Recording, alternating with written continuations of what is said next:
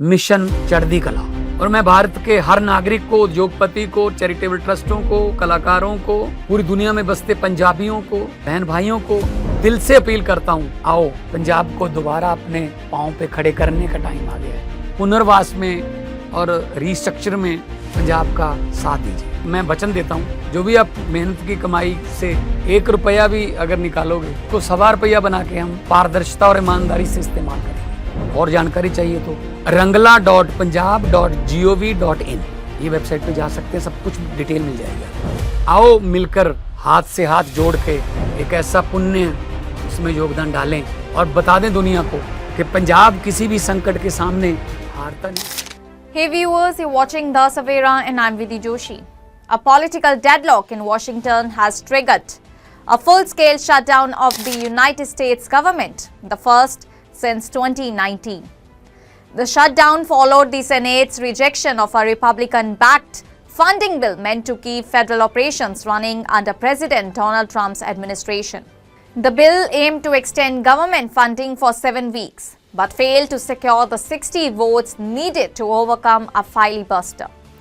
The final tally stood at 55 in favor and 45 against. While Republicans hold a 53-seat majority in the Senate, they needed at least 8 Democratic votes to pass the legislation. However, Democrats opposed the bill, primarily due to the absence of provisions to extend Affordable Care Act tax credits set to expire at the end of the year. Senate Democratic leader Chuck Schumer accused Republicans of trying to bully Democrats into accepting a bill that ignored health care concerns. He warned that Republicans would be blamed for the shutdown and its effects on millions of Americans, particularly those relying on federal services. President Donald Trump, however, deflected the blame, accusing Democrats of obstructing efforts to fund the government. He warned that the shutdown could lead to deep spending cuts affecting programs Americans depend on and potentially leading to widespread layoffs. In response to the failed vote, the White House Office of Management and Budget immediately instructed federal agencies to begin shutdown procedures, leading to the suspension of non-essential government functions. The Congressional Budget Office estimates that approximately 750,000 federal employees could be furloughed daily during the shutdown, and some agencies have signaled that permanent layoffs may also be considered. Reflecting the political tension, the Department of Housing and Urban Development's website posted a message blaming the radical left for the shutdown and its consequences. The Senate vote also revealed internal party divisions. Republican Senator Rand Paul voted against the bill, citing fiscal concerns. Meanwhile, 3 centrist lawmakers, Democratic Senators John Fetterman and Catherine Cortez Masto, and Independent Senator Angus King, broke ranks to support the Republican proposal. Despite all their support, the bill still feels short. Senator King later warned of permanent damage from the potential mass layoffs and expressed frustration over the lack of bipartisan cooperation. Before this vote, Democrats had introduced their own funding bill that included expanding healthcare subsidies, but it too failed with a 47-53 vote. All Democrats supported the bill, while all the Republicans opposed it. The back-to-back defeats underscore the deep partisan divide over healthcare spending. Democrats are pushing for increased subsidies to help lower-income Americans afford health insurance, while Republicans argue that expanding these programs would raise federal spending and strain the budget. The shutdown's timing has added urgency to the crisis.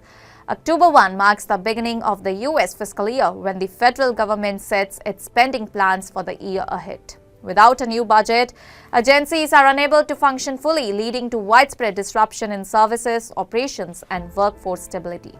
The last government shutdown, which occurred during Trump's first term from December 2018 to January 2019, lasted 35 days and was the longest in U.S. history.